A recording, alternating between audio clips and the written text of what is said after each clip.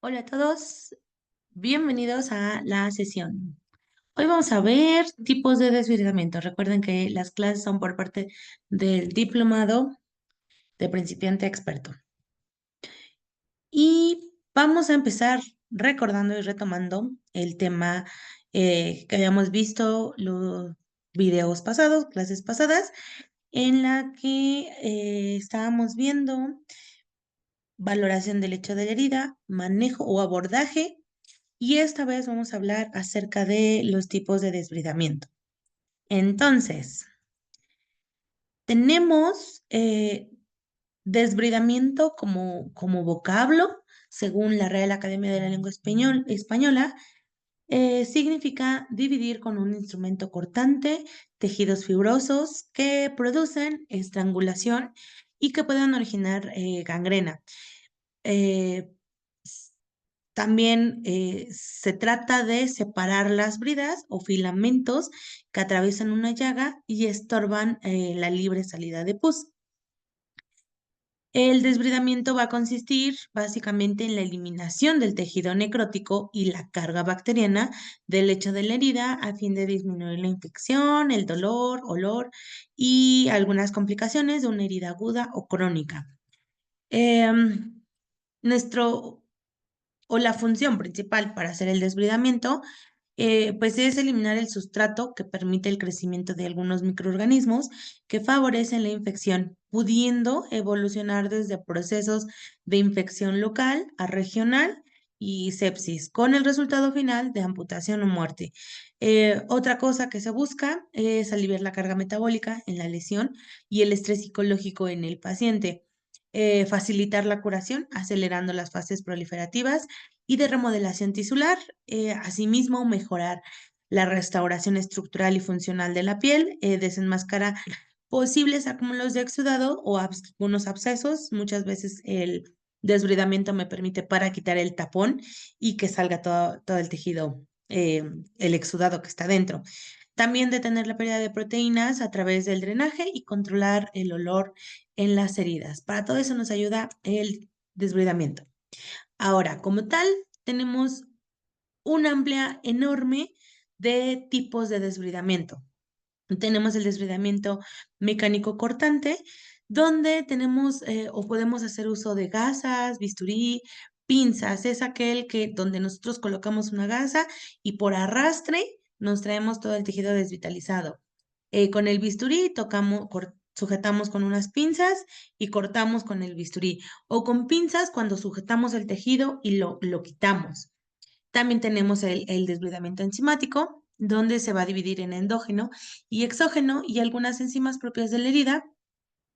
Eh, en el desbridamiento enzimático endógeno se va a tratar de ocluir la herida para que algunas sustancias propias de la herida hagan que este exudado deshaga todo lo que se está formando. Y el exógeno, donde nosotros agregamos unas enzimas externas a la herida para que se pueda hacer el desbridamiento. Dentro de las cosas que podemos agregar a la herida para hacer un desbridamiento exógeno, tenemos a la colagenasa, la proteasa, la papaína, la urea y fibrinolicina. Eh, También tenemos un desbridamiento quirúrgico donde el cirujano a través de anestesia general o local hace un corte y limpia completamente la herida en quirófano. Tenemos el desbridamiento hidroquirúrgico donde nosotros ocupamos una hoja de bisturí que está hecha a base de agua o el corte lo hace con agua a una presión eh,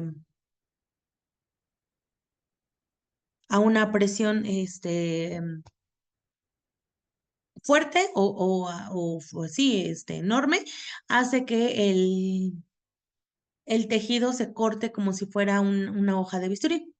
Tenemos el desbridamiento biológico, donde nosotros ocupamos larvas o que vienen de la mosca Lucilla sericate, y estas lo que hacen es liberar cierta enzima para poder deshacer el tejido muerto o desvitalizado. También tenemos el desbridamiento osmótico, donde tenemos apósitos con altas concentraciones de sodio o que son hiperosmolares y que nos ayudan con el desbridamiento. También tenemos el equipo ultrasónico o el desbridamiento ultrasónico, donde por medio de vibraciones constantes el tejido se desprende. Y tenemos por último el desbridamiento bioquirúrgico, donde igual se utiliza un cirujano, anestesia general y llevamos a cabo la cirugía. Tenemos el primer, o de los que ya habíamos mencionado, es importante mencionarles del desbridamiento autolítico. El desbridamiento autolítico ya dijimos que son dos, endógeno y exógeno. El desbridamiento autolítico va a ocurrir de forma natural en todas las heridas. Y aquí, pues es importante mencionar que los fagocitos, los macrófagos y algunas enzimas proteolíticas se van a licuar y separan el tejido necrótico, estimulando la granulación. Existen tres factores que favorecerán esta misma: la hidratación del lecho de la herida, la misma fibrinólisis que genera el cuerpo y la acción enzimática. Todo o el objetivo principal de hacer desbridamiento autolítico es proporcionar temperatura y humedad en la lesión para favorecer el proceso de desbridamiento natural del organismo. Este desbridamiento autolítico es el método más selectivo, atraumático e indoloro, aunque de acción más lenta. Cabe mencionar que es de los más nobles, sin embargo es de los más lentos. Se pueden utilizar hidrogeles de estructura amorfa, apósitos oclusivos o semioclusivos, en heridas no exudativas o con escaras necróticas secas para favorecer la humectación y facilitar un desbridamiento cortante mínimo o parcial. El desbridamiento autolítico nos va a permitir hacer curaciones espaciadas más largas con efecto que quita el dolor, por lo que es el método más recomendado en el paciente pediátrico, en el paciente terminal y en presencia de heridas muy dolorosas. Entonces, si tenemos un paciente con una úlcera de Kennedy o una úlcera por presión y sabemos que es una úlcera paliativa, lo ideal es hacer un desbridamiento autolítico donde al paciente no lo torturemos tanto, porque realmente es una tortura, y ir dando a la herida o al lecho de la herida tantita humedad para que solita vaya desprendiéndose poco a poco ese tejido desvitalizado. Tenemos, como les había comentado, el desbridamiento autolítico exógeno, que es el donde nosotros agregamos una enzima de manera tópica y que nos va a ayudar a eliminar el tejido desvitalizado, disolviéndolo o degradándolo.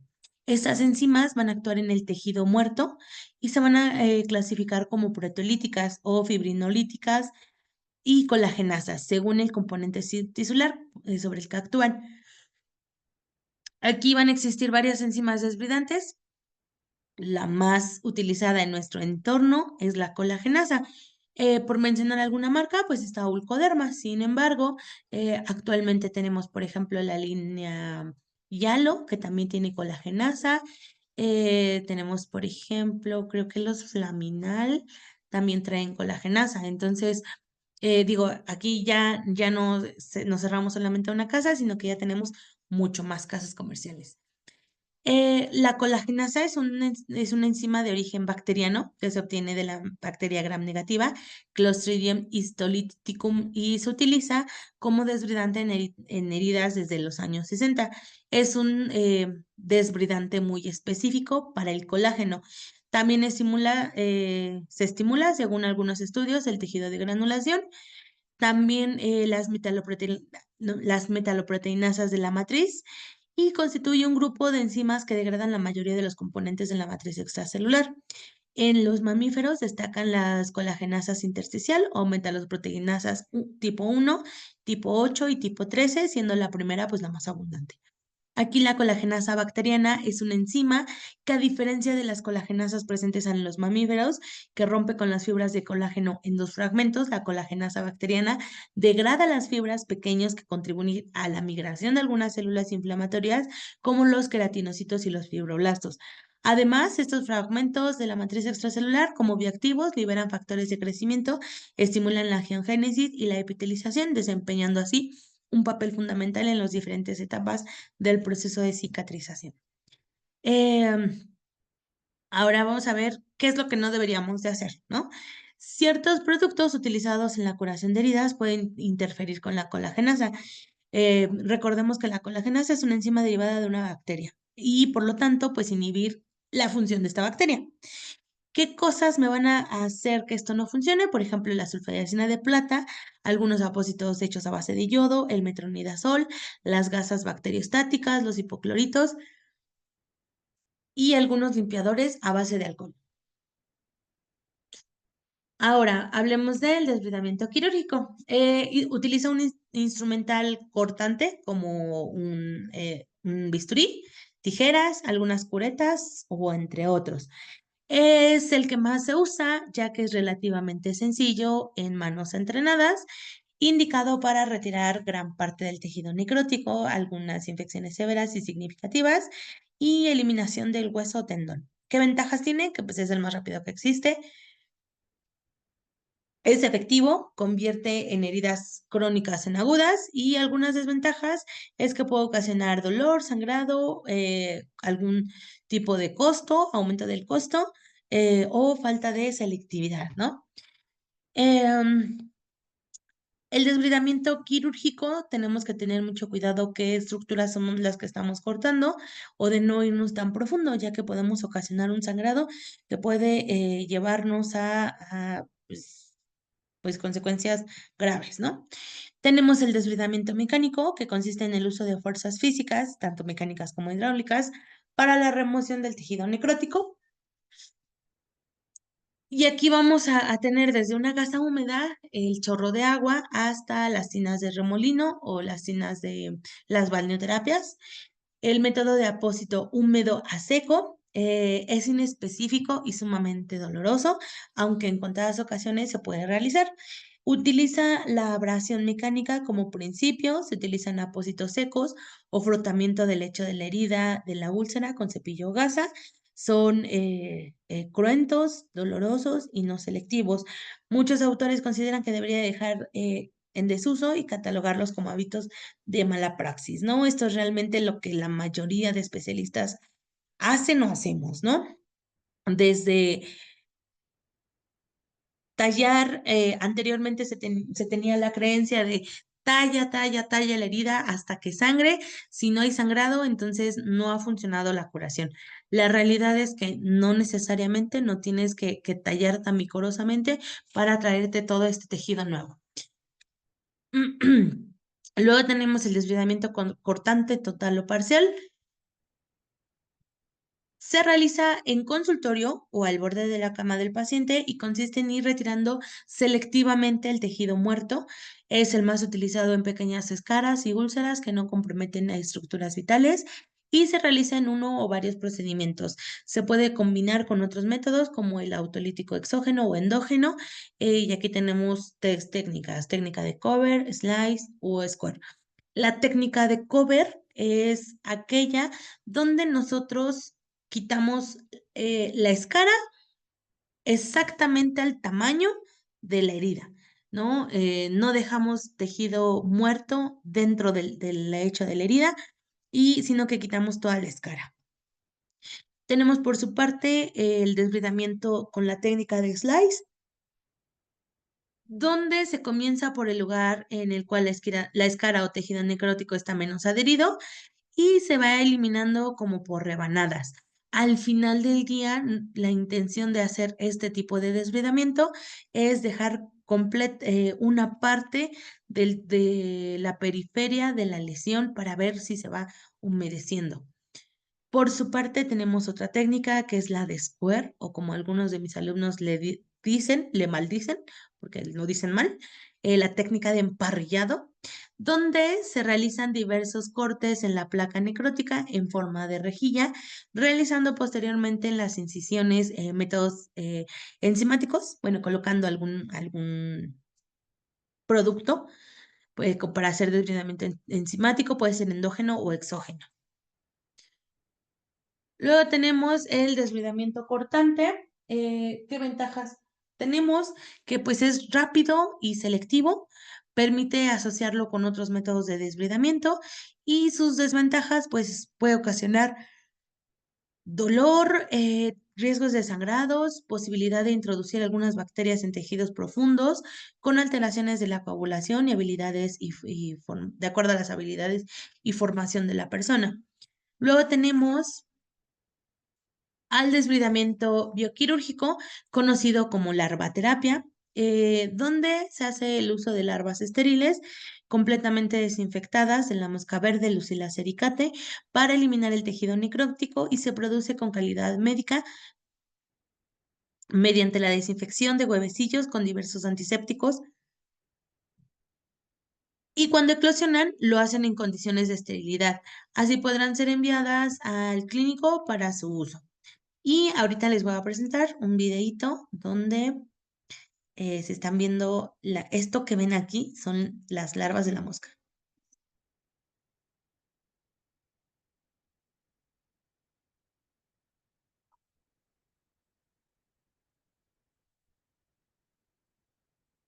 Si observan, se hace una trampa, se coloca un apósito hidrocoloide grueso, se marca el contorno exacto del lecho de la herida y posteriormente se colocan un, un, un cacho de tela de organza, de los que tienen las separaciones de los hilos lo más juntitas, porque si son muy, muy chiquititas o son muy grandes los orificios de la tela, las larvas se nos pueden escapar y se colocan las larvas. Una vez que se colocan y las larvas empiezan a moverse, podemos observar cómo caminan para acomodarse y empezar a hacer su trabajo.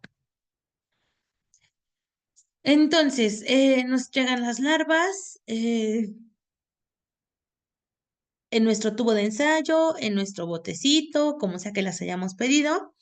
Eh, Nosotros tenemos que tener el tul de organza, el apósito hidrocoloide y pegamento de este súper potente, ¿no? De cola loca. Medimos, bueno, tenemos que ver el aspecto que tiene nuestra úlcera antes de la larvaterapia. Se sugiere hacer la trampa, como les dije, al tamaño de la herida y posteriormente intentar pegar la organza alrededor de los bordes para que no se nos escapen. Una vez que yo ya hice esto, entonces empiezo a colocar las larvas y después de las larvas, fijo bien, cubro la organza con Nipafix, con tela, con micropor o con cualquier otro adhesivo noble que tenga para que no se escapen, porque de verdad son muy listas las larvas. Una vez que ya pasaron 24, 48 horas, 72 horas, según la cantidad de larvas que hayan crecido o las revisiones que tengamos, vamos a observar las larvas ya con este aspecto. Grandes, crecen casi 10 veces, y vamos a observar cómo dentro del tejido o dentro del lecho de la herida ya no hay ese tejido desvitalizado.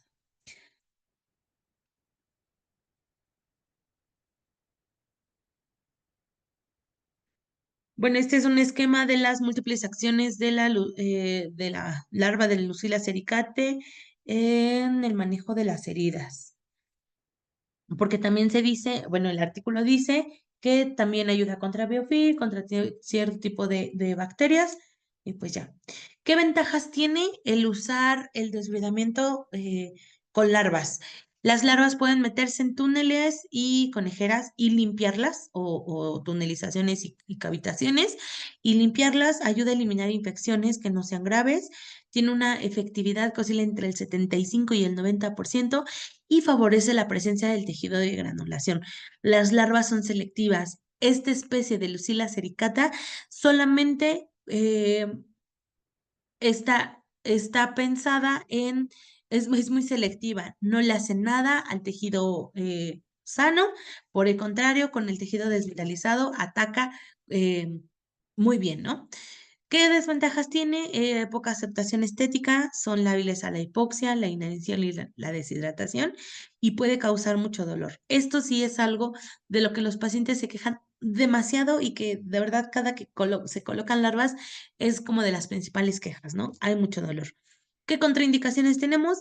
Bueno, no deberíamos de colocarlas en cercanía con vasos sanguíneos o grandes vasos. Debería de ser preocupación con las isquemias, algún tipo de infecciones severas, heridas ya con tejido de granulación, coagulación anormal, infección con pseudomonas, alergia, dolor y osteomielitis.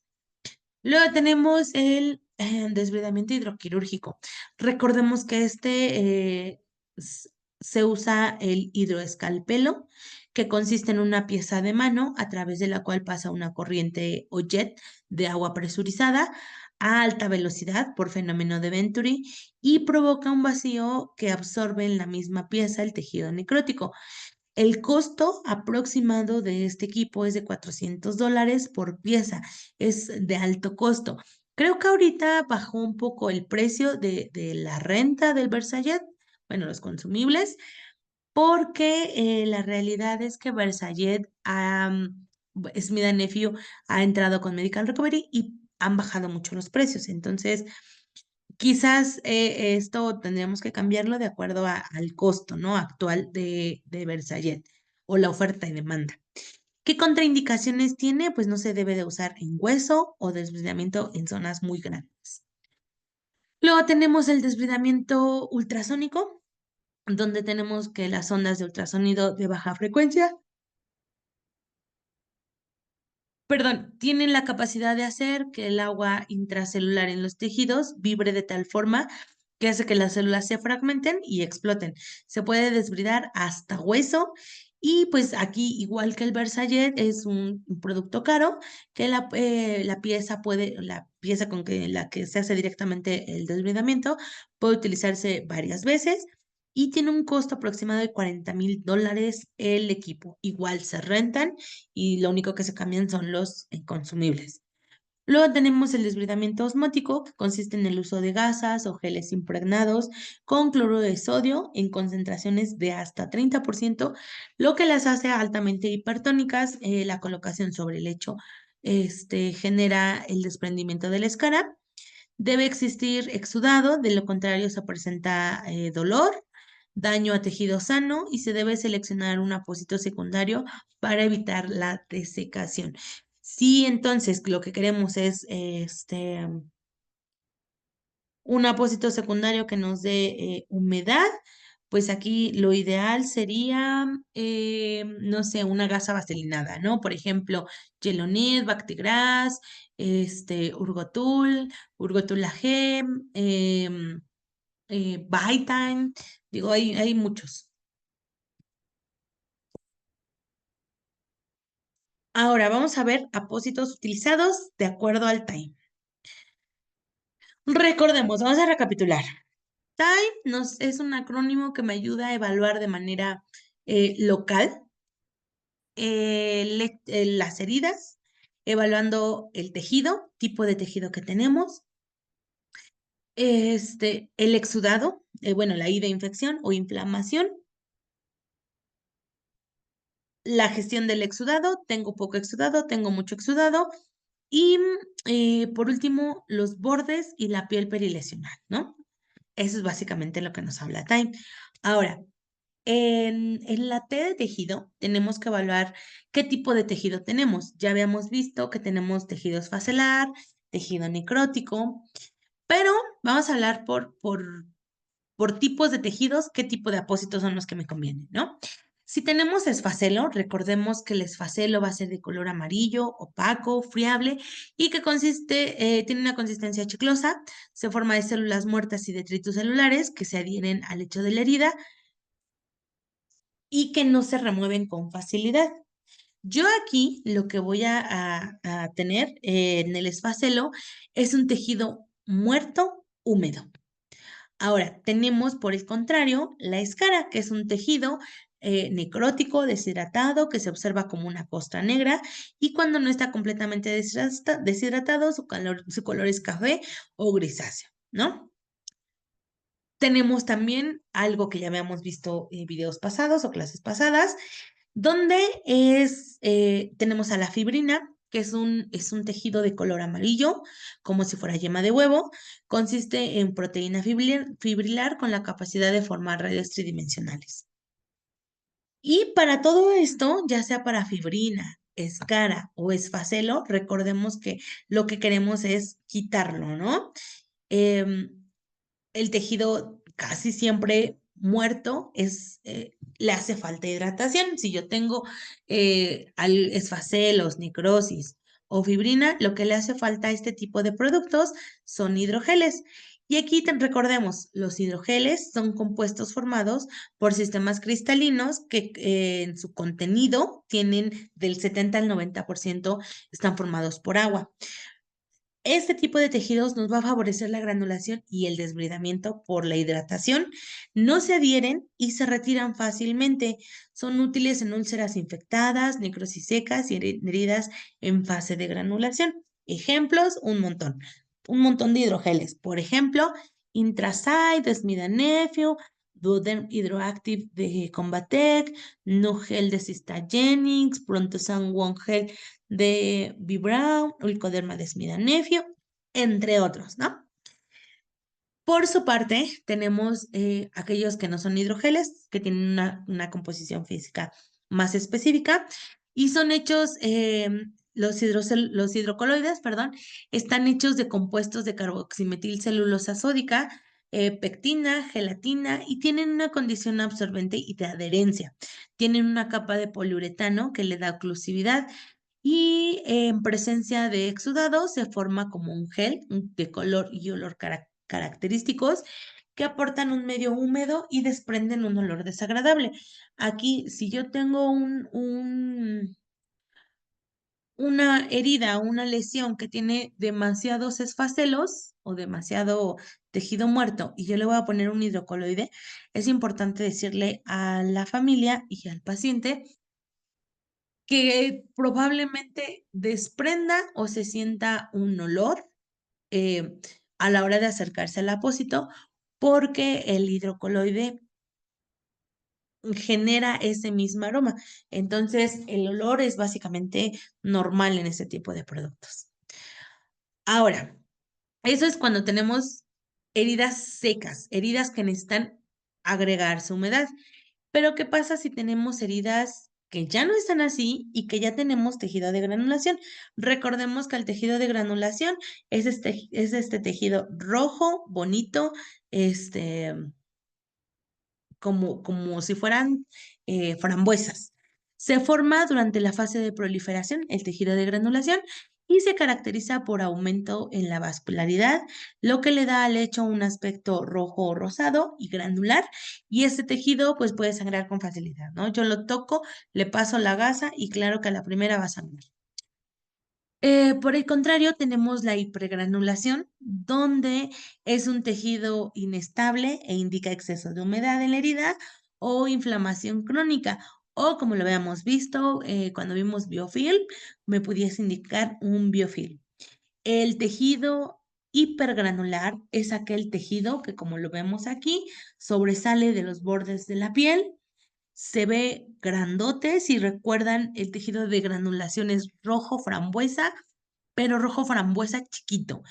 A diferencia de este, que es un rosa pálido, es un rosa, pues sí, el tejido de granulación no es tan chiquito y sino todo lo contrario, es tejido de granulación grandote. Eso quiere decir que algo está pasando. Aparte de eso, vemos que hay un exceso de humedad en la perilesión de la herida o hiperkeratosis por exceso de la humedad y pues ya.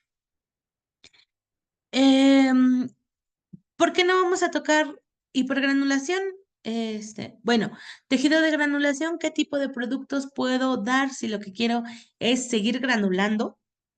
Si lo que yo quiero es seguir granulando, entonces tendría que dar un alginato o, como habíamos dicho, las colagenasas también nos ayudan a granular. Este, el colágeno también me ayuda a granular y realmente cuando esto ya lo tenemos al borde de la herida, o al borde de la piel, lo mejor es empezar la epitelización. Por su parte, esto probablemente nos indique que hay un proceso infeccioso o que hay algún microorganismo que ahí se está colonizando. Entonces, vámonos con la I de infección y de inflamación. Recordemos esta escalera de infección o hilo conductor que nos maneja, creo que Combatec, donde nos dice que en la contaminación van a haber cierto número de gérmenes en la superficie, sin embargo, no van a proliferar. En la colonización va a haber multiplicación de gérmenes, aumento de la carga bacteriana y sin daño tisular. En la colonización crítica va a haber infección subclínica, signos muy sutiles, retraso de la cicatrización y biofilm. Y en la infección ya como tal, hay signos clínicos evidentes de infección, interrupción de la cicatrización. Y bueno, nos dice también este algoritmo que en la contaminación y en la colonización se sugiere el no uso de productos antimicrobianos. Sin embargo, en la colonización crítica o en la infección, lo ideal es empezar a usar productos antimicrobianos. Y entonces, si ya tenemos que el paciente tiene un biofilm o tiene una infección, los productos que yo puedo usar, pues son apósitos antimicrobianos, ¿no? Estos apósitos tienen efecto, como su nombre lo dice, antimicrobiano, que actúa bloqueando el sistema de la obtención de energía de las bacterias en la pared celular sin daños a las células humanas, no produce efectos secundarios, no interfiere con algún antibiótico sistémico, nada de que es que se me mezcló mal la ceftriaxona con el apósito de plata. No, eso no pasa. No produce resistencias, que es lo mejor. Se utiliza en heridas infectadas o con colonización crítica de evolución tórpida con sospecha de infección o con evidencia de ello, ¿no? Y aquí tenemos una cantidad enorme de productos. Digo, puse algunos por mencionarlos, ¿no? Pero tenemos, por ejemplo, Yodosor en presentación apósito, en presentación em, gel o crema, Acticoat, que es también Desmidanefio, RTD, que viene con azul de metileno y este plata, Silvercell, que viene con plata, Cutimet Sorba, que viene con eh, dimetil, ay, ¿cómo es? Dimetil, esperen, porque siempre se me olvida.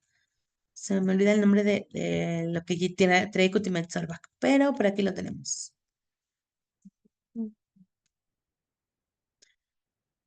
Por acá lo tenemos. Para que vean que tanto es lo que llevamos. Em, Cloruro diaquil carbamilo. El Cutimet Sorbac es lo que tiene, cloruro dimetil carbamilo, que recordemos que funciona como las telarañas de las arañas y que por acción mecánica es que se adhieren los microorganismos al lecho de la herida. Y vamos aquí. Am, Tenemos Mepilexa G, que es un hidrocelular con plata, Silverlón, que es plata pura, Coacela G, que igual es plata. Y luego, por último, nos vamos en la M de gestión del exudado y bordes, ¿no? Entonces, recordamos que el exudado se mide como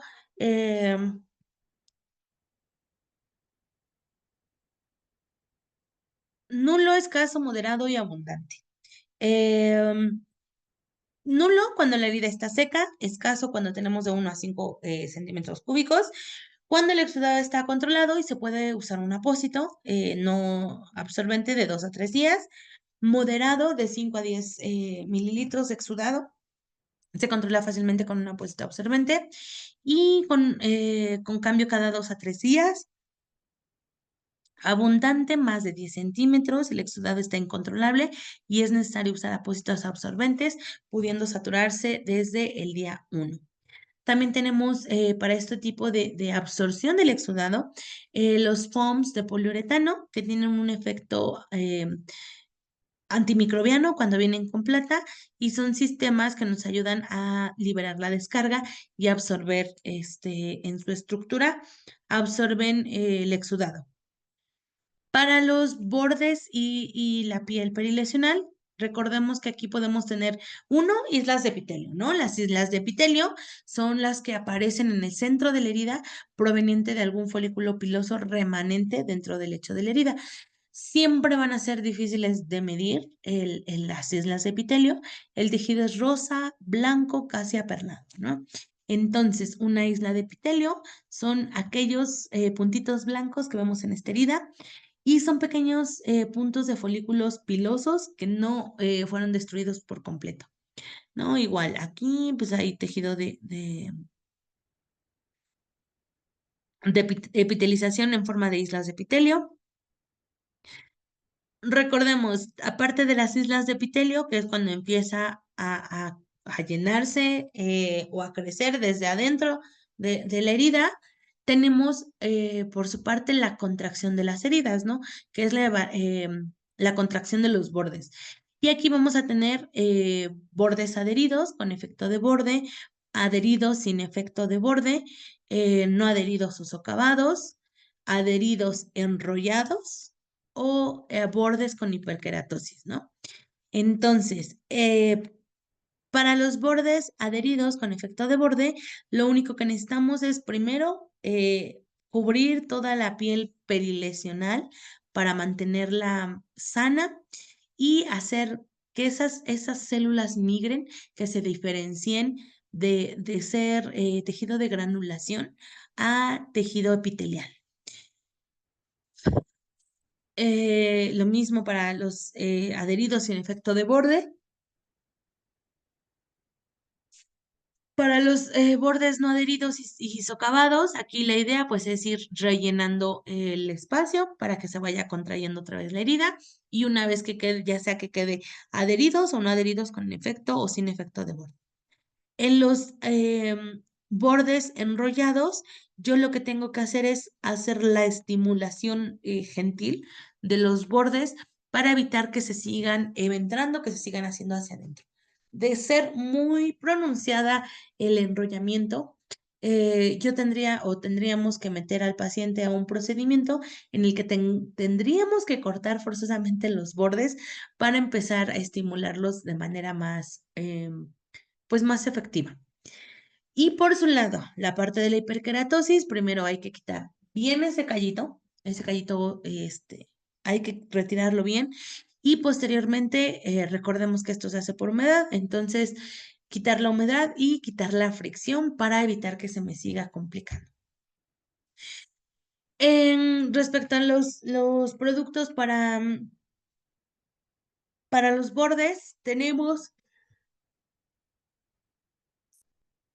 perdón, a los productos bioactivos que aportan colágeno al lecho de la herida, estimulan el crecimiento del tejido de granulación y aceleran el proceso de cicatrización y regeneración de la herida y pues asimismo la estimulación de los bordes, ¿no? Estos apósitos bioactivos, recuerden que pueden ser originados de productos bovinos, equinos, porcinos, derivados. Tenemos, por ejemplo, Catrix, Oasis, Promogram Prisma, Fibracol. También tenemos Epifaz. Digo, aquí hay una cantidad enorme de apósitos bioactivos. Ok, ya para empezar a cerrar, tenemos que la persona con una enfermedad o una herida crónica pues primero tenemos que hacer nuestra evaluación del tratamiento de la causa. No todo es colocar apósitos, no todo es time, no todo es dominate, sino más bien aquí la idea es empezar con el tratamiento de la causa. Si mi paciente tiene un pie diabético, entonces empezar a indagar cuál es el tratamiento que tiene mi paciente con diabetes, cómo está la glucosa, para poder hacer acciones en pro del beneficio de mi paciente. Ok, ya que una vez que yo ya hice la valoración completa de mi paciente de manera integral, lo siguiente es valorar al paciente respecto a su entorno, respecto a su estilo de vida. Y estas dos, tanto evaluar la forma en la que se cuida como su entorno, me va a dar la habilidad para poder dar recomendaciones de salud y ver si mi paciente se va a curar o no se va a curar, ¿no? Si tengo un paciente que, por ejemplo, es paciente de cáncer de próstata, está encamado, está, pues, está desahuciado, ya no se mueve, ¿qué es lo que voy a hacer? Tratar de mejorar o decirle a los médicos que ya no me manden algún medicamento inmunosupresor o voy a dar más el tratamiento paliativo. A lo mejor yo sé y la familia está consciente de que no voy a cerrar esa úlcera por presión de mi paciente. Sin embargo, si yo trato de darle confort a mi paciente, eso se va a ver reflejado en el bienestar del mismo. Ahora, una vez que yo ya tengo identificados estos tres factores, qué habilidades tienen para la salud, cómo es el entorno de mi paciente, cuál es la causa real o principal del por qué se hizo la lesión, entonces ya hicimos cambios, evaluaciones de todo esto, vamos a tratar la herida de manera local, ¿no? Y lo primero que tenemos que hacer es hacer un desbridamiento, quitar lo que no me sirve, quitar lo que me estorba para poder hacer un cierre oportuno. Si yo identifico que la herida tiene un proceso infeccioso o inflamatorio, bueno, hacer lo principal, dar un producto para esa infección o ese biofilm. Valorar qué tanto tengo de humedad. Recuerden que una herida que tiene mucho exudado probablemente tenga biofilm o tenga un proceso infeccioso. Una vez que yo ya valoré el tejido, ya quité el tejido, ya puse algo para la infección o ya no tengo infección, ya no tengo tanto exudado, ahora sí, ¿qué voy a empezar a hacer para eh, empezar a cerrar esa herida? Probablemente yo haga una revisión completa de qué es lo que está bien, qué es lo que está mal. Tal vez cambie de tratamiento porque a lo mejor ya no tiene infección, ya no tiene inflamación para el cierre de la herida. Em, Ver qué cosas va a hacer mi paciente para que no vuelva a reincidir conmigo. Yo siempre les digo a mis pacientes, a diferencia de otros especialistas, llámese enfermeros con especialidad, con diplomado, con maestría, lo que yo busco es que una vez que a ti tú ya viniste conmigo, la idea es que no vuelvas a regresar, a menos que se te estén tapando los vasos arteriales y ya no haya nada más que hacer, tú puedas volver a venir conmigo. Menos te estoy educando, te estoy enseñando para hacer ese cambio, esa corrección en tus malas decisiones y que pueda haber mejoría.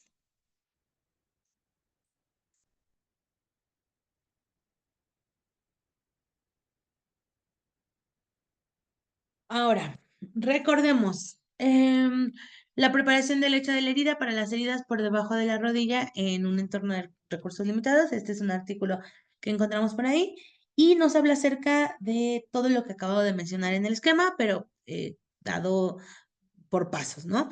Lo primero, el tratamiento de la causa. Recordemos que vamos a evaluar tanto la perfusión arterial adecuada para asegurar la cicatrización, em, identificar todas las causas subyacentes, ver si es por presión, ver si es por cizalla o cuál es el origen de la lesión.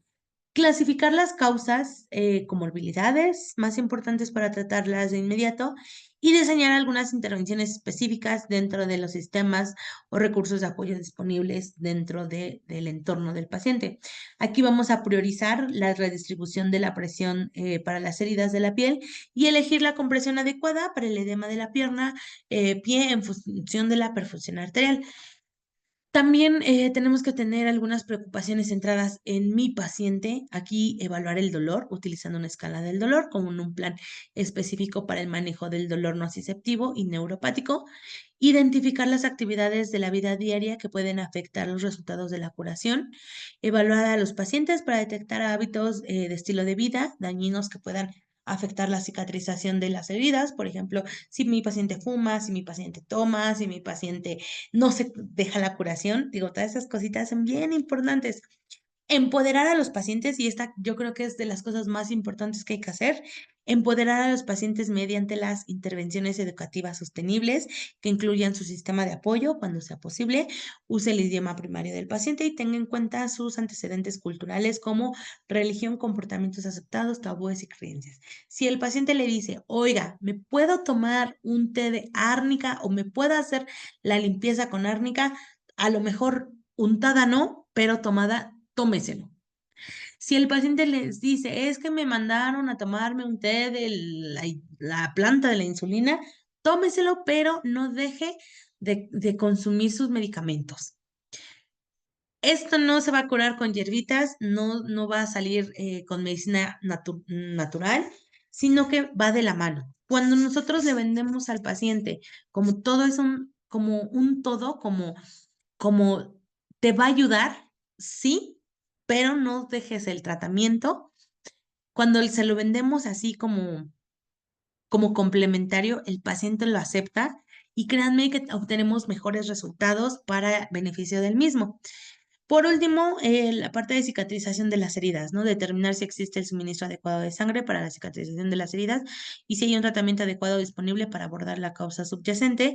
Esta es una herida que se puede curar o ajustar la práctica si se cuenta con un suministro adecuado de sangre para la cicatrización de heridas, pero el paciente pues no puede cumplir con el plan de atención y el sistema de atención médica no tiene los recursos necesarios. Se trata de una herida de mantenimiento. Determinar el tratamiento o tratamientos alternativos para heridas si el suministro de sangre es inadecuado y o si la causa subyacente se puede corregir. Esta es una herida que no cicatriza.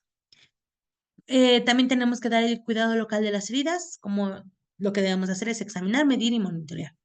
Documentar el proceso de la herida desde el inicio hasta establecer trayectorias de curación. Deben ser medibles, tanto yo sugiero que siempre anoten como medidas, tomen fotos, a que los dejen, limpien las heridas con agua potable tibia prehervida, con solución salina o agentes de baja toxicidad.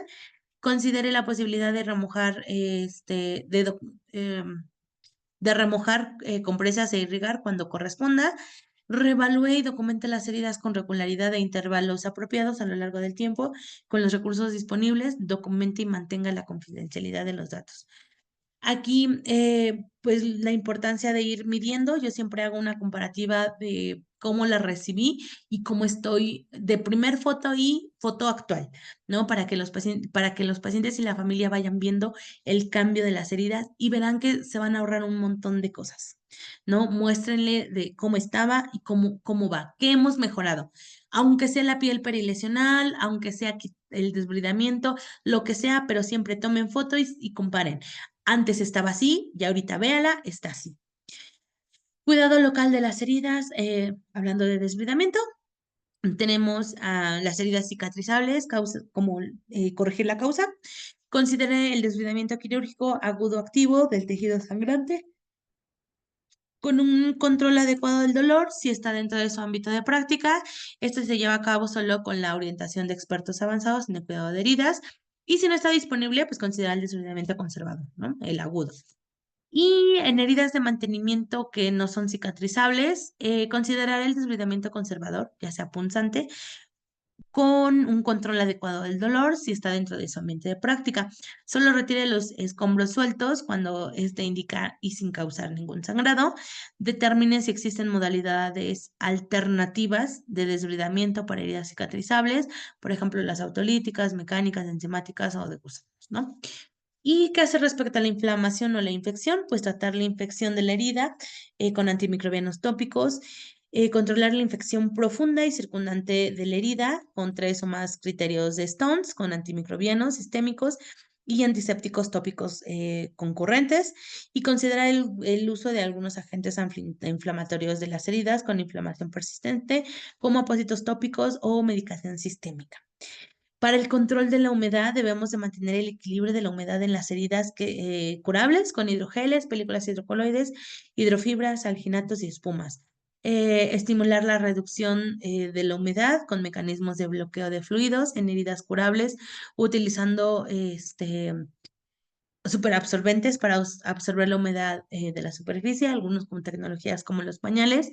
Se debe determinar si es necesario taponar la herida taponar la herida para las heridas que se pueden curar y puede ser húmedo que dona humedad o seco que absorbe humedad.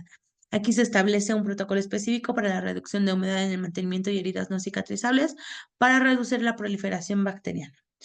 Este, Respecto a los bordes, debemos considerar que las heridas cicatrizables deben ser de al menos un 20 al 40% más pequeñas en la semana 4 para sanar en la semana 12 y si hay factores que afecten el tiempo de curación, por ejemplo, la parte del control glucémico, algo que posiblemente se requiera un tiempo de curación adicional, ¿no? Debemos asignar un tiempo adicional para la cicatrización más allá de las 12 semanas en heridas cicatrizables si hay recursos limitados disponibles y continuar con un cuidado constante. Se debe siempre, siempre, siempre, siempre de dar prioridad a la derivación a centros especializados cuando lo tengamos disponible para realizar pruebas diagnósticas o una biopsia de piel, especialmente cuando se enfrenta a graves restricciones de recursos. Respecto a los soportes del borde, pues considerar algunas modalidades activas construidas localmente de acuerdo con el mecanismo de acción requerido y las indicaciones específicas para iniciar una terapia adyuvante para apoyar a la cicatrización de heridas, decidir sobre alguna terapia complementaria a través de un enfoque del equipo interprofesional e incluir un análisis previo de riesgo-beneficio.